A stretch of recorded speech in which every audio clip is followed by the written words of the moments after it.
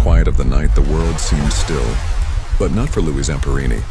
For him, the world had always been in motion, constantly challenging him, testing him, pushing him beyond his limits.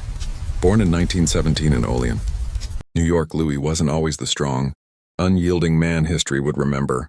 In his youth, he was rebellious, getting into trouble more often than not. But that rebellious spirit would eventually fuel the fire that turned him into a legend. The Pacific Ocean looked calm that morning. Too calm. On May 27, 1943, a U.S. Army Air Force's B-24 bomber known as the Green Hornet roared across the sky on a search and rescue mission. On board was 26-year-old bombardier Louis Zamperini, former Olympic runner, competitor in the 1936 Berlin Games. He had once raced before Adolf Hitler. Now he was flying into war. Then, without warning, mechanical failure. The aircraft shuddered violently. Engines coughed. Metal screamed. The nose dipped. There was no time to pray. The Green Hornet slammed into the Pacific Ocean. The impact tore the plane apart. Fuel, wreckage, and bodies scattered across endless water. 11 men went into the sea. Only 3 came back up. Louis, pilot Russell Phil Phillips, tailgunner Francis McNamara. They found a small inflatable life raft. The ocean swallowed everything else. The silence after the crash was terrifying. No engines, no land, no rescue planes, just water, endless water. They were alone in the middle of the Pacific, thousands of miles from safety. Their supplies were almost nothing.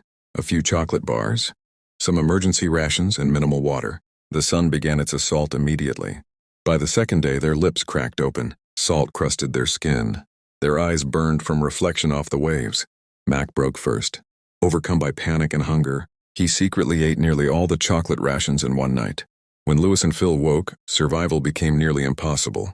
There would be no steady food now. Only chance. Shadows began circling beneath the raft. Oceanic white-tip sharks. Their dorsal fins cut through the water slowly, patiently. At night, the sharks bumped the raft from below. Testing it. Waiting. Louis punched at their snouts when they leapt up, fighting them with bare fists. Imagine that. An Olympic runner, once celebrated in Berlin, now striking sharks to stay alive. The sun was merciless. Day after day it baked them alive. Their skin blistered. Their tongues swelled. Their bodies began shutting down. They hallucinated.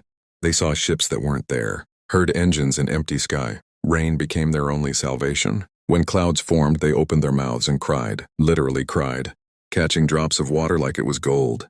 They caught small fish and seabirds with bare hands. Louis once grabbed a seabird that landed on the raft, tore it apart and used parts of it for bait. Survival changes a man. Weeks passed. Mac grew weaker. He stopped speaking. One morning after 33 days at sea, he didn't wake up. No dramatic final words. No goodbye speech. Just silence. Louis and Phil pushed his body gently into the ocean. The sharks took him within seconds. They watched. They said nothing. They had no energy left for grief. Around day 46, a Japanese bomber spotted them. Hope flickered. Maybe rescue. Instead, gunfire. The aircraft circled and opened fire. Bullets tore into the water around the raft. Louis and Phil dove overboard to avoid being hit, clinging to the side while sharks circled beneath them. They chose bullets over sharks. Think about that. They survived the strafing run.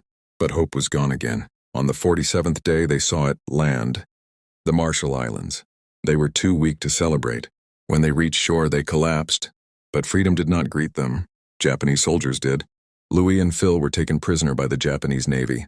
They were separated. Louis would not see Phil again for years. He was interrogated immediately, beaten, starved, slapped for refusing to give information. Because he had been an Olympic athlete, Japanese propagandists tried to use him for broadcasts. They wanted him to speak against America. He refused. Each refusal brought punishment. He was moved between prison camps and including Ofuna, a secret interrogation center not officially recognized by the Japanese government. At Ofuna, prisoners were beaten daily. Louis was struck so hard across the face that blood sprayed onto walls. Food was barely enough to survive. Watery soup, small rice portions. Men wasted away, beriberi, dysentery, malnutrition. Bodies became skeletons. Then came Corporal Mutsuhiro Watanabe, nicknamed the Bird. He targeted Louis specifically. Why? Because Louis was strong. Because Louis would not bow. Because Louis was famous. The Bird beat him with belts, clubs, fists, forced him to punch other prisoners, humiliated him publicly. One day in Omori camp, the Bird ordered Louis to lift a heavy wooden beam over his head. If you drop it, he was told, you will be shot. Louis lifted. Minutes passed. His arms trembled violently. The bird screamed at him. Other prisoners watched in silence. Louis locked eyes with his tormentor. He would not lower it. For nearly 37 minutes, he held that beam above his head. Then he collapsed. But he had not dropped it while conscious. That moment became quiet resistance. He could be beaten, but not broken. By 1945, Louis weighed under 100 pounds. He stole food from birds, ate rats when he could catch them, worked in coal mines and docks while malnourished. Guards kicked prisoners for sport. Winter brought frostbite.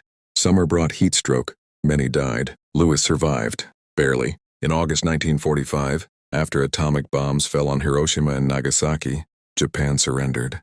But prisoners didn't know immediately. One day, American planes flew overhead. Instead of bullets, they dropped food, cans, candy, supplies. Prisoners looked at the sky in disbelief. It was over. After 2 years of captivity, Louis Zamperini was alive. But survival is not the same as healing. The war had ended. The nightmares were just beginning. When the war finally ended in 1945 and Louis Zamperini stepped back onto American soil, the world called it a miracle. His family had once received an official telegram declaring him dead. For years they believed he had been lost somewhere in the vast Pacific, and now suddenly he stood before them, alive, thinner than ever before, his cheeks hollow, his body fragile, but breathing. His mother wept as she touched his face, as if afraid he might disappear again. His father held him tightly, unable to speak. The town celebrated a hero who had survived the impossible, a plane crash, 47 days at sea, and more than 2 years in brutal prison camps. But inside Louis there was no celebration. His body had returned home, yet his mind was still trapped behind barbed wire. The ocean still rocked beneath him. The cold wind of the camp still touched his skin. Everyone else saw victory. Louis felt the war still living inside him. At night, the celebration disappeared. The moment Louis closed his eyes, the prison camps returned with terrifying clarity. He could hear the sharp crack of bamboo sticks against bone. He could feel the freezing air of Japanese winters biting through thin clothing. And most vividly, he saw the face of Mutsuhiro Watanabe, the bird, the man who had singled him out, the man who had beaten him relentlessly. Louis would wake suddenly, gasping for breath, drenched in sweat, fists clenched so tightly his knuckles hurt.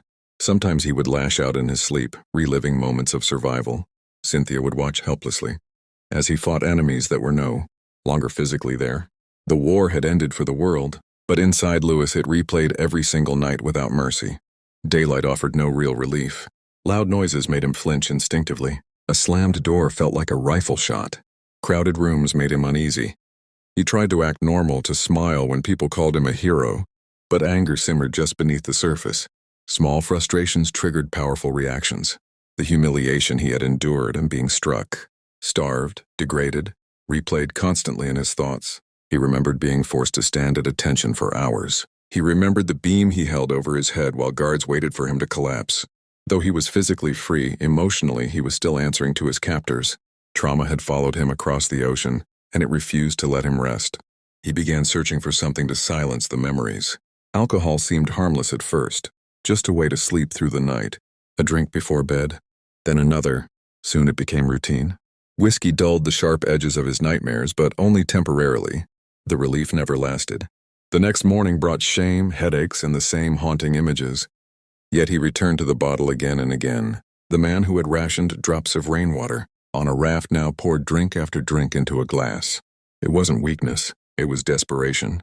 He wanted peace. Instead, the drinking slowly tightened its grip, and the darkness inside him grew deeper. His marriage began to crack under the weight of unseen wounds. Cynthia had fallen in love with a courageous survivor, but she now lived beside a man haunted by rage and fear. She tried to comfort him. She tried to understand. But the drinking worsened. Arguments replaced laughter. Silence replaced warmth. Some nights ended with shouting. Others ended with Louis collapsing into sleep, emotionally unreachable. Cynthia watched helplessly as the distance between them widened.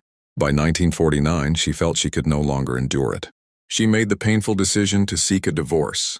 Louis had survived sharks and starvation, but now he was on the verge of losing the one person who had stood beside him after the war. Hatred had taken root inside him. He thought constantly about the bird, about the beatings, about the humiliation. He imagined confronting him, overpowering him, making him feel the fear he had once inflicted. Revenge replayed in his mind like a fantasy of justice.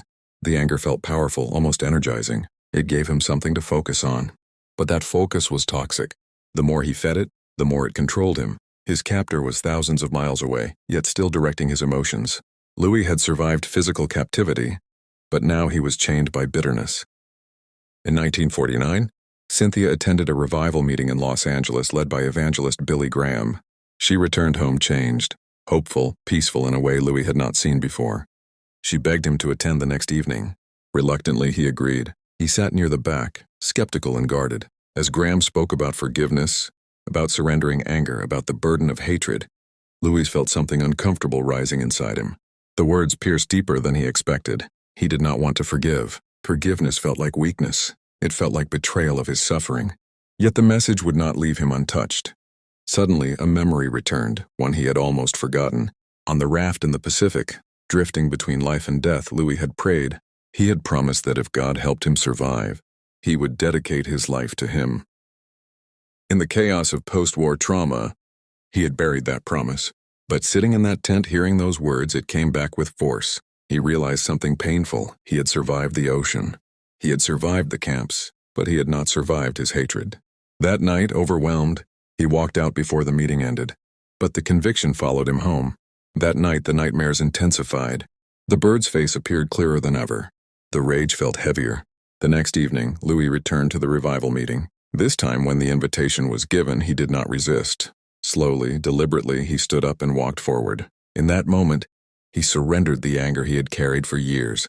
He later said that it felt as though a weight lifted instantly. The desire for revenge vanished. And most remarkably, the nightmares stopped. Completely. For the first time since the war, he slept peacefully. Forgiveness did not erase the past. It did not excuse cruelty. But it changed who controlled his future. The prison that had followed him home unlocked from the inside. The man who once dreamed of killing his tormentor now prayed for him instead. It was not weakness, it was strength of a different kind. Louis had fought waves, starvation, and brutality. Now he had conquered bitterness, and that victory transformed him more than survival ever had. In 1950, Louis returned to Japan. He visited Sugamo Prison, where many former war criminals were held. Face to face with men who had once beaten him, he offered forgiveness. Some were stunned into silence. Some wept openly. He asked to meet Watanabe, but the bird refused. Later, Louis wrote him a letter expressing forgiveness and hope for peace. The man who had once held a beam above his head in defiance now extended mercy instead of revenge. Soon after, he traveled back to Japan, not for revenge but for reconciliation. He visited Sugamo Prison, where former war criminals were held. Face to face with former guards, he offered forgiveness. Some were shocked, some wept. The bird, however, refused to meet him. Yet even without that encounter, Louis had already broken the chain of bitterness inside himself. Rather than being defined by trauma, Louis chose purpose. He founded Victory Boys Camp in California, dedicating himself to troubled and rebellious youth. He saw in them the same anger that had nearly destroyed him. He understood what pain could do if left unchecked.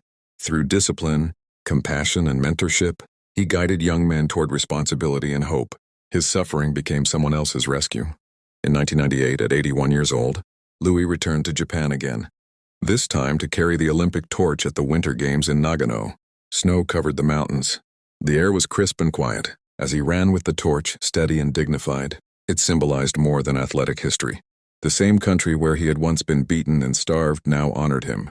It was redemption carried in flame. Louis Zamperini lived until 2014. Reaching the age of 97, he survived a plane crash, 47 days at sea. Shark attacks, starvation, torture, trauma, addiction, and inner collapse. But his greatest triumph was not endurance. It was forgiveness. The Pacific could not drown him. The camps could not break him. And hatred could not hold him captive.